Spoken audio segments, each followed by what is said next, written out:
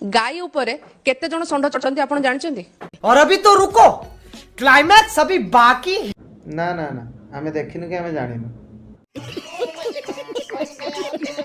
गाई ऊपर केते जण षंढ चढ़ुचन्ती आपण देखिचन्ती ना? ताकू क्या क्या कहना क्या चाह रहे हैं भाई आप? जानिचन्ती किंतु तापर भी गाई सेतिकी पवित्र। गाईर क्षीर भी आमे पिउचे, गाई को आमे पूजा करू। ता माने तमे कहया पे चाहछो जे गाय षंढ जेमति चढ़ाचढ़ी होछन तमे भी चढ़ाचढ़ी होबा पे विकल होउछ। तमे डायरेक्ट खोली कहून तुम षंढ दरकार बोली एमति बुलेबा के काई कहूछ?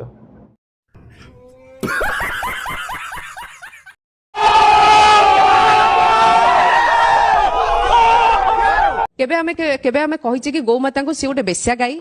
मु आपन को गोटे भलो जिंस सिखौछ। नहीं तुम कथा सुनी सारा पर तुम तो देखला पर भी तुम कथा सुनला पर भी जाना पड़छ तुम शिक्षित और जियो बोली। शाबाश बेटा, बहुत बढ़िया। समझ रहे हो? बाबा माँ मते सेतिकी पाठ पढ़िचन्ती, सेल्फ इंडिपेंडेंट करे। मागा छाऊ पदे कहबो मोटर के करा पेबेनी।